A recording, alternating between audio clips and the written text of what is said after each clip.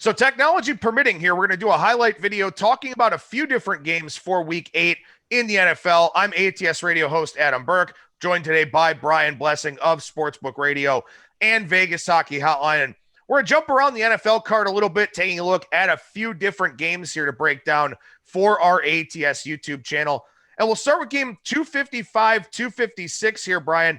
New England takes on Buffalo. Buffalo, 3.5, 4-point favorite, depending on where you look. Total on this game has come down into the 43.5, 44 range.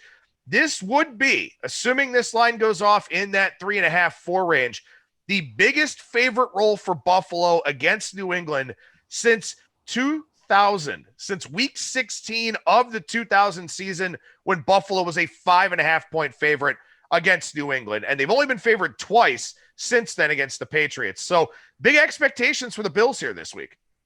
Well, both of these teams are coming off a week they'd like to forget.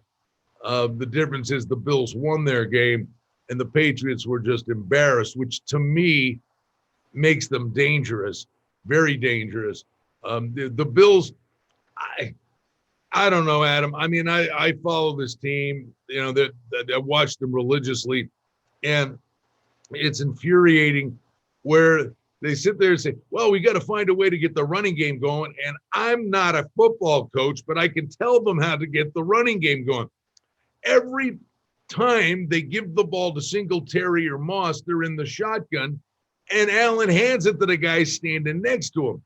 If you put Singletary or Moss back in the eye and get a running start where the kid can pick a hole, the running game will be fine. That being said, they got away with it against the Jets. Allen threw for 307 yards. And Trent Dilfer brought up a good point.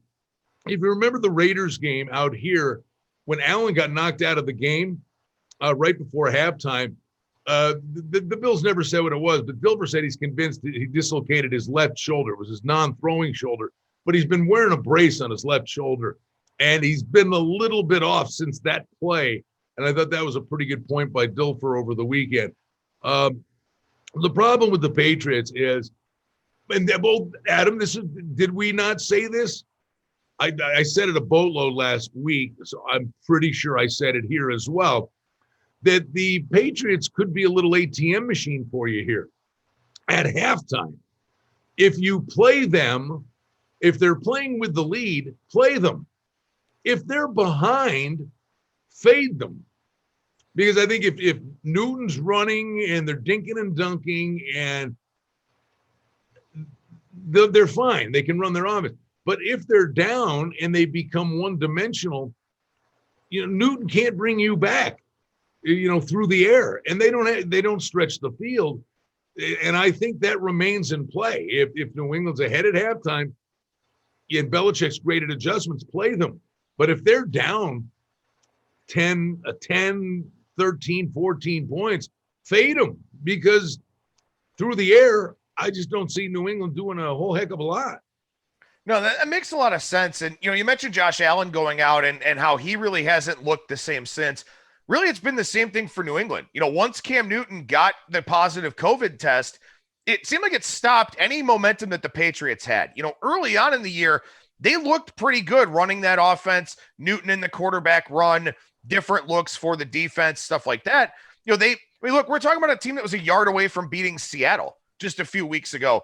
And now they're just a dumpster fire. They look terrible on offense. They did nothing against the 49ers really last weekend.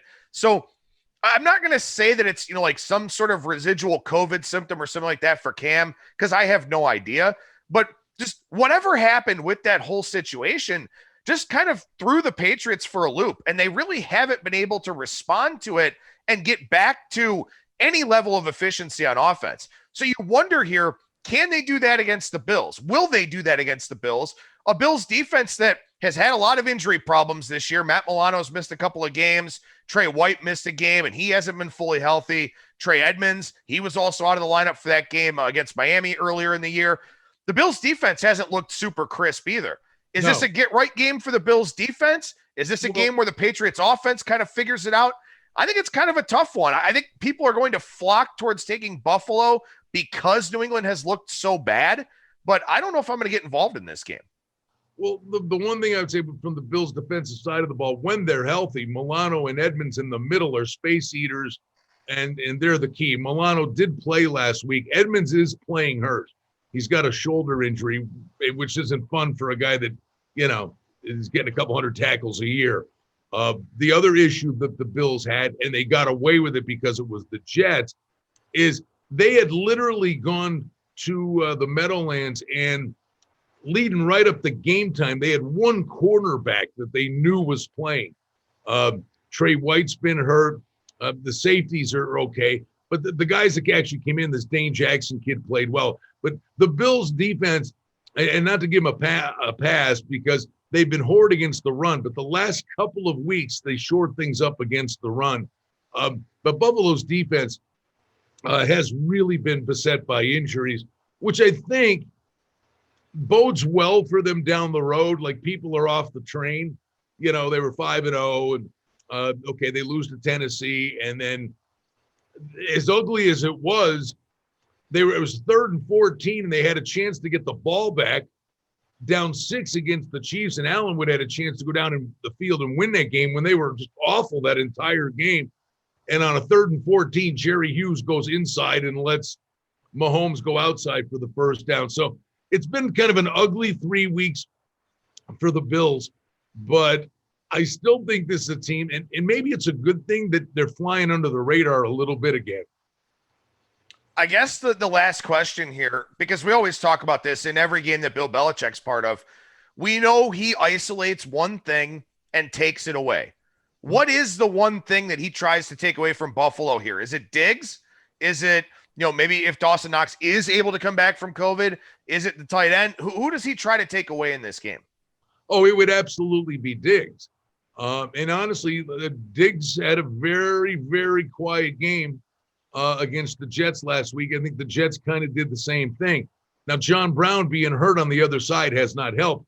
But since John Brown's been hurt, fantasy football players, the guy that's been lighting it up again underneath is Cole Beasley. I think he had 111 yards against the Jets, so he becomes an option. But the rookie is actually quite good, Gabriel Davis. But if you're Belichick, here's the beauty of what Belichick maybe can do here is he's got Stephon Gilmore. So he could say, I trust Gilmore to take Diggs away. And then he goes and says, well, right now the Bills can't run the football. So Belichick actually has some options here. But the matchup, that's like a pay-per-view event, is Diggs versus Gilmore.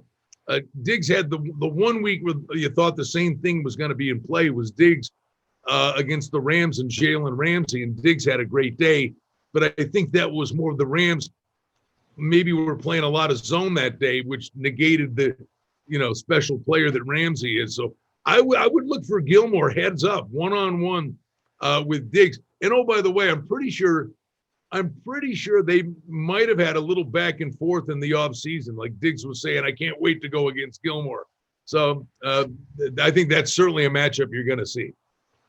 All right, let's see if I at least have a stronger opinion here in the next game that we're going to touch on, and that's the Raiders taking on the Browns. And we talked about this last week, and in fact, we mentioned it already in passing a little bit earlier in the show that the Raiders beat Kansas City and then had a bye week. The Buccaneers beat the Packers. Aaron Rodgers kind of gave that game away a little bit, but that line was pick 'em on the look ahead going into it. And then Tampa Bay winds up going to 3 very quickly. Then, of course, we get all the COVID cases with the Raiders offensive line and all that. And the line goes up 3.5, 4. But, you've got the Raiders here traveling to Cleveland, and this line's only Cleveland minus 2.5. Browns off of a nice come-from-behind win. The defense played terrible, but Baker made up for that awful interception on the first possession, and the Browns wind up getting 37 points and really should have covered for everybody. Pushed for 3, didn't cover the 3.5 because Cody Parkey missed the extra point. But what do you make of the fact here that the Raiders are not getting the full 3 going to Cleveland this week after not looking very good last week against Tampa Bay? Well, the one thing I would say to you, bud, and we've seen this a number of times this year, is if you didn't watch a football game and you woke up and you read the box score, You go, oh, these guys killed these guys, or the game was close when the game wasn't close.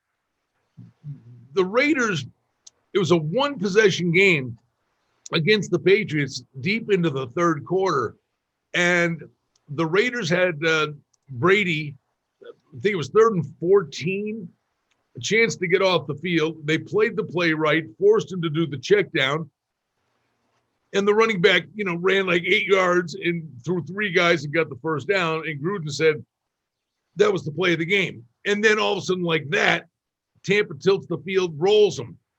They make that one tackle. That's a game conceivably goes down to the wire. But people just go, oh, Tampa killed the Raiders.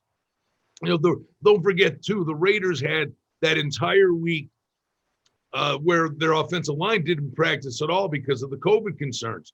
So, again, this is a 1 week to the next thing where I think the Raiders, could have a bounce back effort. And there's something about the Raiders too, Adam, I would just say to you that they play pretty good on the road.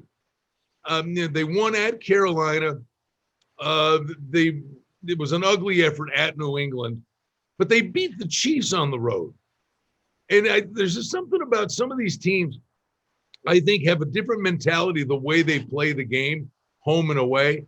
And if it's routine and bonding and you go on the road and the whole thing, it's a weird thing, and it's an intangible thing. I just think the Raiders play better on the road than at home, and I think this is a really interesting game. I can envision a bounce back effort for the Raiders.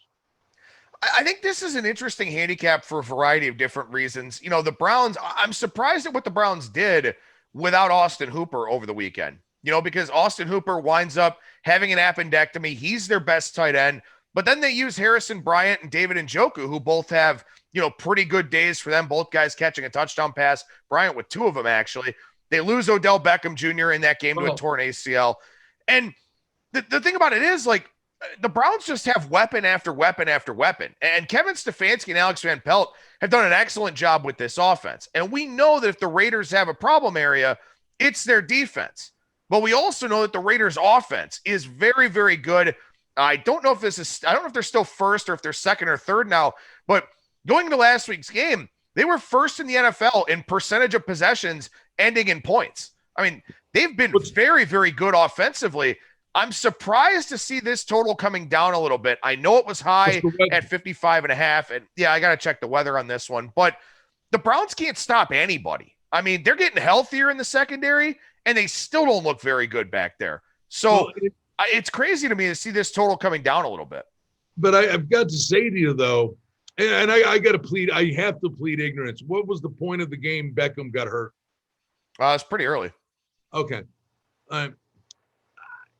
Is he one of the few skill position players in the league that should be worth something in relation to the line? And, we know it doesn't matter what running back you're putting in there. They're good, and they do have weapons. But a lot of those guys are good because of the threat and the work you've got to do to cover a guy like Beckham. And maybe not so much this week, but in the weeks to come, these defensive coordinators are no dummy.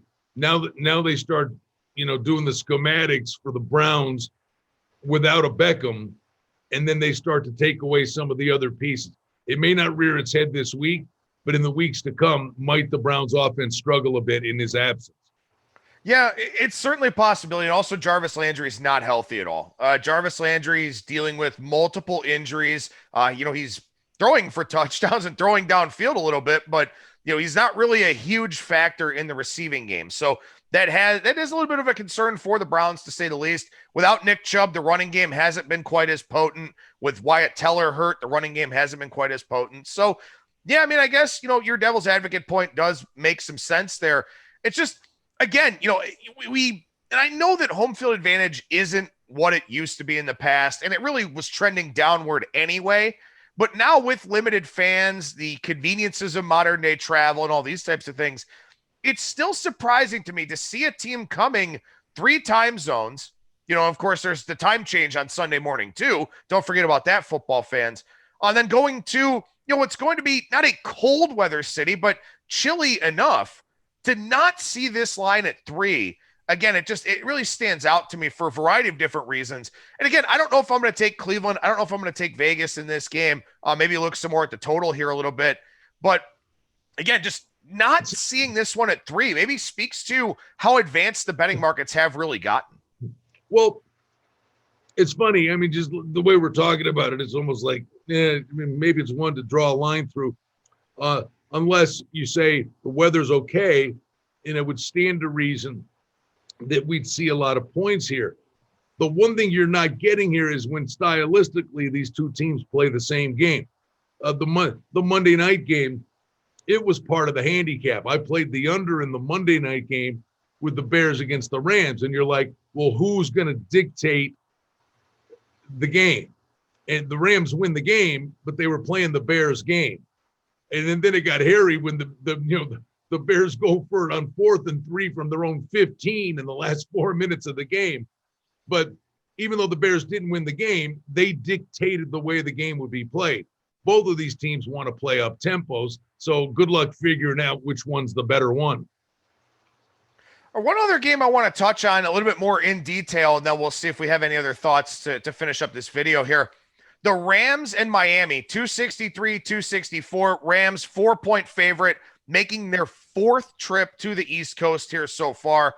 Total on this game, 46. So again, looking for another lower scoring game out of the Los Angeles Rams here based on the line that's out there. But Brian, short week.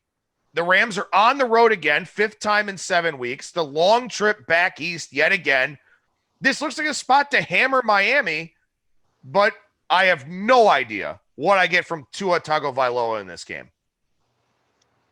I couldn't tell you. I mean, the Rams, in terms of the East Coast travel, put 37 up on the Eagles. There was one other one. They won 30-10 against the Redskins. So, take into account who they were playing, the traveling thing. Usually we talk about it. I'm not that concerned, but I'm right with you in terms of, yes, normally in the coming off a bye thing, that you're sitting there, well, that's got to be worth something too, but it's here. Tua gets the start. And I don't know how you play the game with confidence. Maybe I would go the other way, be contrarian and say the over, that the kid can run around and make some plays. Maybe he makes some mistakes. And I think the Rams are going to get their fair share of points. Maybe I'd lean and go contrarian against that total coming down and go over. My concern is, and we're not there, that this kid either has looked so good in practice that it's not an issue. But Ryan Fitzpatrick has just driven me nuts for the better part of a decade. And the guy finally wins me over where he's running around making plays. He's a leader and the guys are playing for him and they're having fun. And you're sitting there at 3-3 and you can make the case, as of today, they're still in the discussion to make the playoffs. And then you all of a sudden make this move. And what message does that send to the rest of the room, unless Tua's look so great in practice that the players are on board with it? And we ain't going to know until they kick it off. Well, and that was the big question was, logically speaking, when you look at the Dolphins heading into this season, you say, okay, if you're going to make that change after the bye week is probably the time to do it. But Ryan Fitzpatrick gave no indication that this was the plan.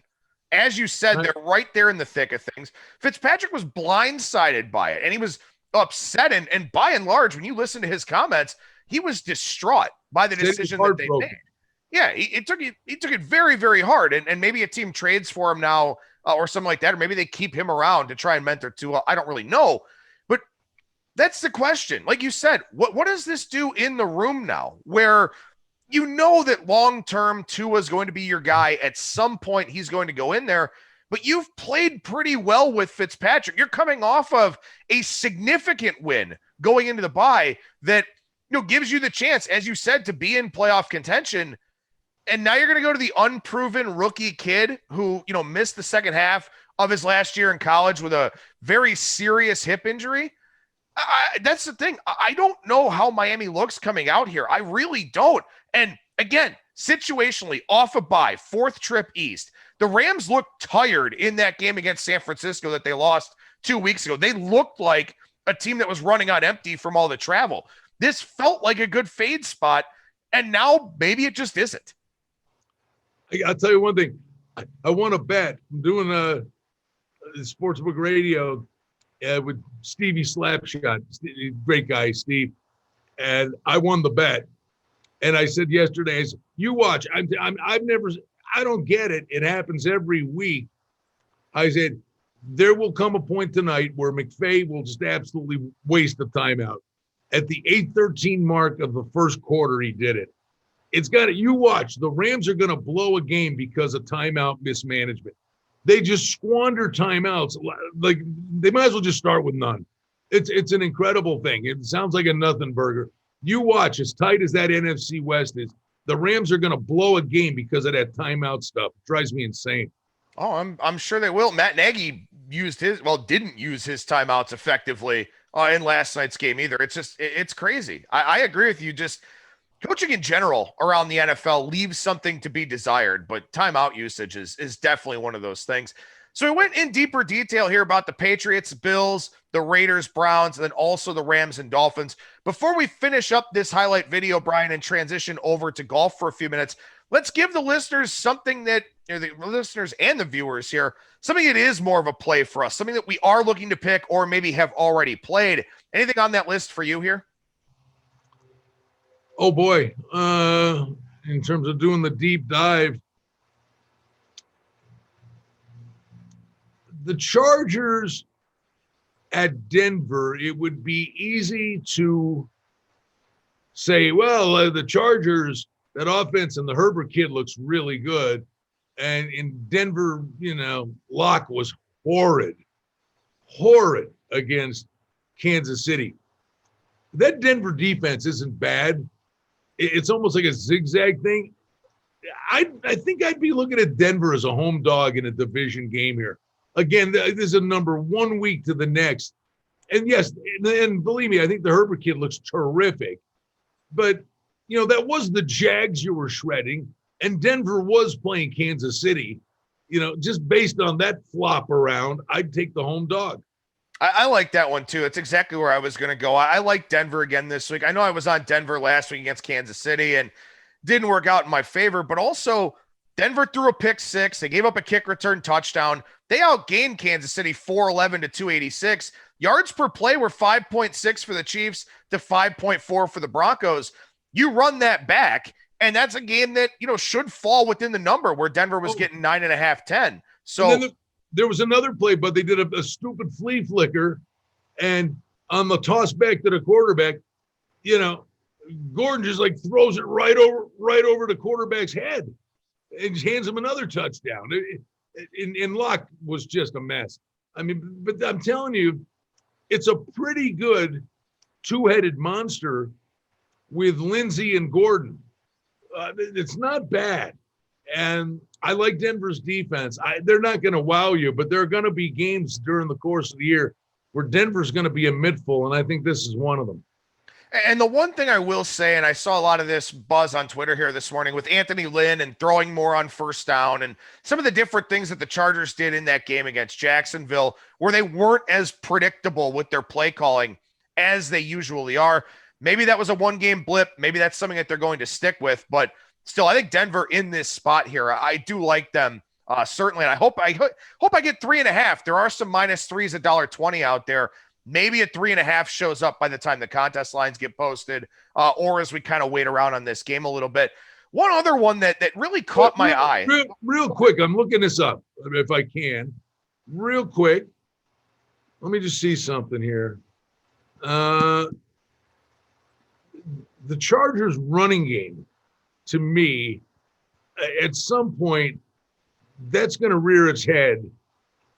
And yeah, I mean, listen, the Joshua Kelly kid and Justin Jackson, Herbert was the leading rusher with 66 yards.